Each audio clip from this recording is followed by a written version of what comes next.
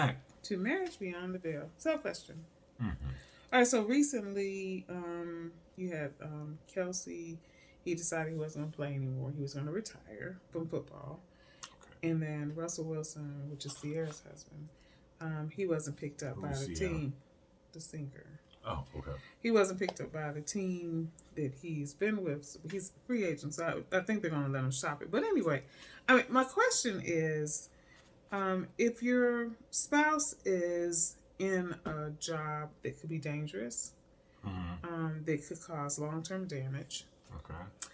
and you got kids and family and whatnot, and was Tom Brady, his wife, that was one of the things she said. She had enough of the going back and forth. I'm going to quit. I'm going to stay. I'm going to quit. I'm going to stay.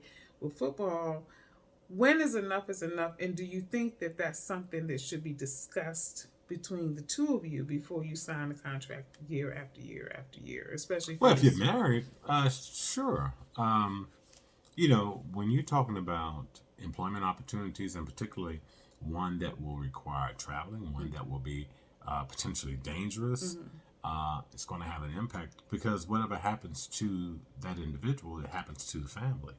So yeah, I would definitely state that those kinds of decisions need to be made jointly. Yeah, and so and I look at the impending election. So we have Biden.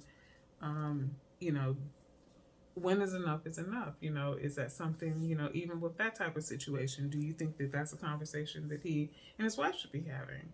About I would imagine that they do. Mm-hmm. Yeah. I mean, you talk about running for president, for any political office, but definitely for president. I mean, we all know the depth of the responsibility and how it ages anybody that goes into that White House. It doesn't matter what you look like. When you go in, you wind up coming out like the crypt keeper when you come out. The stress, the strain, the responsibility, the impact, just by having campaigns and running campaigns, the things that will be said and how one is treated. And now in this day and age, because once upon a time, families would kind of be off limits. Right. Not anymore.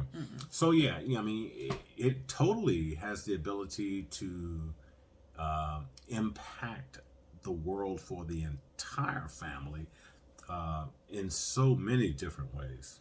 Yeah, but the one thing that I do know, and this was something that came up in Oppenheimer too, when a person moves a family or switches jobs or changes locations, it can cause an impact on the way that the family functions going forward. Is there resentment if you do decide to make a change because your spouse says, I'm tired, I don't think this is a good idea anymore, but you still think, you still can do it. I just think, it's just something that's always worth considering, because I know for ourselves, we've had some situations where, you thought one thing, I thought something else, and it is really a challenge. But yeah, you have conversations, you pray about it, and in situations where it's going to impact everyone, you would want to be able to come to some kind of consensus. But there are opportunities where you don't get to come to a consensus, and then a decision still has to be made. And I would always say that as best you can, if you're going to make a mistake, err on the side of supporting your family. Okay. Well, until tomorrow. If the Lord says the same. Have a good evening.